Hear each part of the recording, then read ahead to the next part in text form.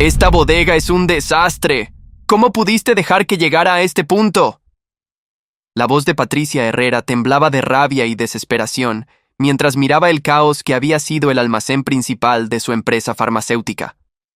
Su gerente de operaciones bajó la cabeza. Señora Herrera, desde que el señor Javier se fue, nadie ha podido organizar nada. Él era el único que sabía dónde estaba cada cosa. Patricia cerró los ojos, sintiendo que el dolor de cabeza que la había acompañado durante las últimas 3 semanas se intensificaba. Javier Soto, su gerente de bodega durante 20 años, había muerto de un infarto hace un mes.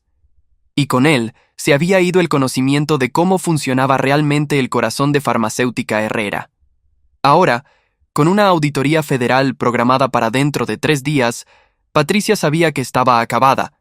Faltaban 30 millones de pesos en inventario. Medicamentos que deberían estar en la bodega simplemente no aparecían.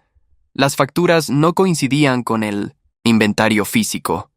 Era un desastre que podría costarle su licencia, su empresa y posiblemente su libertad. Permíteme ordenar bodega y en 3 días recuperarás 30 millones. Patricia se giró bruscamente. Un hombre estaba parado en la entrada de la bodega, sosteniendo un cartel con esas palabras escritas en letras grandes y claras. Era un hombre de unos 40 años, con ropa de trabajo gastada pero limpia, y ojos que parecían evaluar cada centímetro del espacio caótico frente a él. ¿Quién diablos? ¿Eres tú?, preguntó Patricia, aunque su tono era más de curiosidad que de enojo. Algo en la calma del hombre la intrigaba. El hombre señaló su garganta y negó con la cabeza. Luego señaló su cartel nuevamente, esta vez con más insistencia. Patricia se acercó y vio que había más texto en la parte de atrás. Soy mudo, pero puedo ordenar lo que otros no pueden. Dame 3 días, es todo lo que necesitas. ¿Cómo llegaste aquí?, preguntó el gerente de operaciones con desconfianza. El hombre sacó un pequeño cuaderno y escribió rápidamente. Tu anuncio en el periódico. Buscas a alguien que pueda salvar tu bodega. Yo puedo. Sin preguntas, sin explicaciones largas, solo resultados. Patricia recordó el anuncio desesperado que había publicado 2 días atrás, ofreciendo una recompensa generosa a quien pudiera ayudarla a resolver el caos del inventario. Había recibido llamadas de docenas de consultores, todos prometiendo soluciones caras y complicadas que tomarían semanas. Ninguno prometía 3 días. ¿Y qué quieres a cambio?, preguntó Patricia, su instinto empresarial activándose a pesar de la desesperación. El hombre escribió, 10% de lo que recupere. Si no recupero nada, no me pagas nada. Era una oferta imposible de rechazar. Patricia miró a su gerente, quien se encogió de hombros. ¿Qué tenían que perder? En 3 días los auditores federales llegarían. Si no encontraban los 30 millones en inventario faltante, Patricia sería acusada de fraude, desvío de medicamentos controlados y, posiblemente, tráfico ilegal. Está bien, dijo finalmente. 3 días, pero trabajarás bajo supervisión. No puedes llevarte nada. ¿Y si intentas algo sospechoso? El hombre asintió y escribió. No soy ladrón. Soy organizador. Es lo único que sé hacer. Y así comenzó la transformación más extraordinaria que Patricia había visto en sus 30 años dirigiendo Farmacéutica Herrera. El hombre mudo, cuyo nombre resultó ser Tomás según su identificación, comenzó a trabajar esa misma tarde. No pidió ayudantes. No pidió equipo especial. Solo pidió acceso completo a todos los registros de inventario de los últimos 5 años, planos del edificio, y libertad absoluta para mover cualquier cosa dentro de la bodega. Su método era desconcertante. No comenzó por el frente o por una sección específica. En cambio, se sentó en el centro de la bodega durante 2 horas completas, simplemente observando. Sus ojos se movían constantemente, evaluando, calculando, conectando puntos invisibles. Patricia lo observaba desde su oficina que daba a la bodega. ¿Qué está haciendo?, preguntó su gerente. No tengo idea, admitió Patricia. Pero míralo, está viendo algo que nosotros no vemos. Y tenía razón. Tomás no veía una bodega caótica. Veía un rompecabezas tridimensional. Veía patrones donde otros solo veían desorden. Veía la historia de 20 años de operaciones escritas en el polvo, en las marcas del piso, en la forma en que ciertas cajas estaban apiladas. Cuando finalmente se levantó, comenzó a moverse con un propósito preciso. Tomó una caja de un estante alto, la abrió, verificó su contenido y luego la llevó a una sección completamente diferente de la bodega. Luego otra, y otra. Sus movimientos eran metódicos, casi mecánicos, pero había una inteligencia sorprendente detrás de cada decisión. Al final del primer día, Tomás había movido exactamente 247 cajas. Patricia lo sabía porque estaba contando, pero lo que no entendía era el patrón. Parecía aleatorio, sin sentido.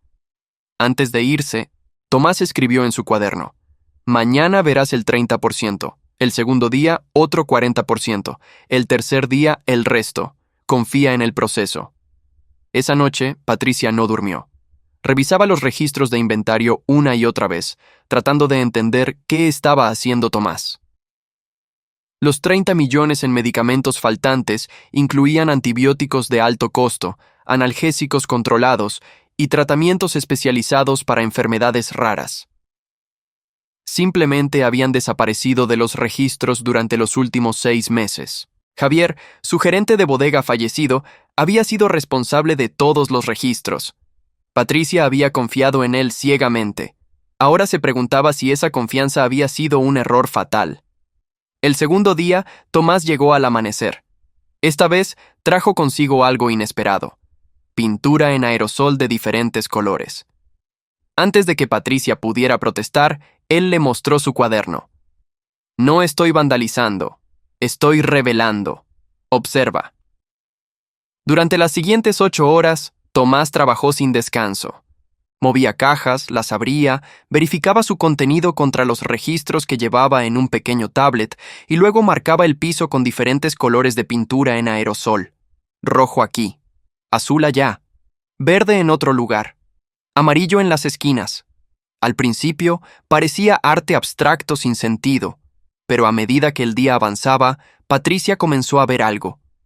Los colores formaban patrones, áreas, zonas. Y en el centro de cada zona de color, Tomás estaba concentrando grupos específicos de cajas. «Es un mapa», murmuró el gerente de operaciones, quien había estado observando todo el día. «Está creando un mapa de algo».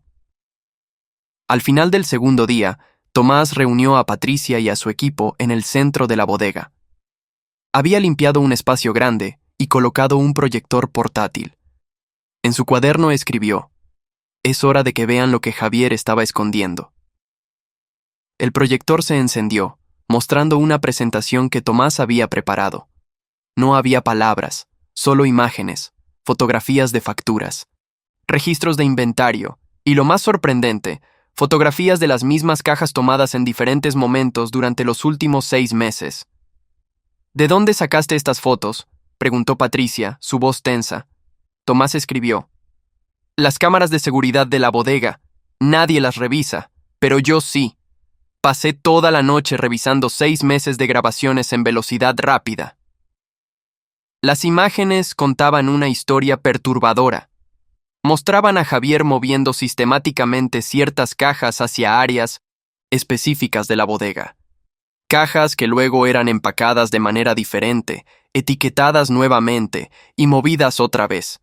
Era un shell game gigante, un truco de manos ejecutado a cámara lenta durante meses. «¿Pero por qué?», preguntó Patricia. Javier era honesto, llevaba 20 años con nosotros. ¿Por qué haría esto? Tomás avanzó la presentación. La siguiente imagen mostraba algo que hizo que Patricia sintiera náuseas. Una foto de Javier reuniéndose con un hombre en el estacionamiento de la Milo empresa. El hombre estaba entregándole un sobre grueso. «Reconozco a ese tipo», dijo el gerente de operaciones. «Es Roberto Mendoza. Trabaja para Distribuidora Médica del Sur, nuestra competencia más grande». Tomás escribió rápidamente: «Javier no robó los medicamentos, los escondió, los marcó como pérdida en los registros, pero físicamente siguen aquí. Planeaba sacarlos después de su retiro el próximo año. Roberto Mendoza iba a distribuirlos en el mercado negro. Compartirían las ganancias. Pero Javier murió antes de poder ejecutar su plan, susurró Patricia. Tomás asintió y escribió. Y nadie más sabía dónde había escondido realmente los medicamentos. Ni siquiera Roberto. Por eso ha estado merodeando cerca de la empresa las últimas semanas. Lo vi en las grabaciones. Está buscando el inventario tanto como tú. Patricia se dejó caer en una silla. Todo tenía sentido ahora. Las discrepancias extrañas en los registros. La insistencia de Javier de trabajar solo. Su nerviosismo durante sus últimos meses de vida. El estrés que probablemente contribuyó a su infarto. ¿Dónde están los medicamentos?, preguntó con voz temblorosa. Tomás sonrió por primera vez desde que lo conocieron. Escribió. Eso es lo brillante. Nunca salieron de la bodega. Pero Javier los reorganizó de manera tan compleja que nadie podría encontrarlos sin entender su sistema. Las cajas están mal etiquetadas. Los números de lote fueron alterados en los registros. Los ubicó físicamente en lugares que no corresponden a su categoría oficial. Es caos intencional. ¿Y tú pudiste descifrar su sistema? No exactamente. Yo creé un nuevo sistema. En lugar de tratar de entender el suyo, mapeé toda la bodega desde cero. Abrí cada caja, verifiqué su contenido real contra lo que decían las etiquetas, y las reorganicé según lo que realmente hay adentro, no según lo que dicen los registros falsos de Javier. Patricia sintió una oleada de esperanza por primera vez en semanas. ¿Encontraste los 30 millones? Tomás escribió. Encontré 28 millones hasta ahora. Mañana, el tercer día, encontraré el resto. Están aquí. Solo necesito terminar de mapear la sección sur. Esa noche, Patricia llamó a sus abogados y a la policía. Con la evidencia que Tomás había recopilado de las cámaras de seguridad, abrieron una investigación sobre Roberto Mendoza. También comenzaron a analizar las finanzas de Javier. Encontraron depósitos sospechosos que databan de hace un año, precisamente cuando el inventario comenzó a desaparecer. El tercer día, el último día antes de la auditoría federal, Tomás llegó con renovada determinación. Pero algo había cambiado. Cuando Patricia llegó a la bodega esa mañana, encontró a Tomás parado frente a la entrada, mirando fijamente a un hombre que estaba tratando de forzar la cerradura de una puerta lateral. Era Roberto Mendoza. ¡Aléjate de ahí!, gritó Patricia, pero Roberto ya había visto a Tomás. Por un momento, los dos hombres se miraron. Roberto era más grande, más intimidante. Pero Tomás no retrocedió. Roberto habló con una voz cargada de amenaza. Tú, te he visto trabajando aquí los últimos días.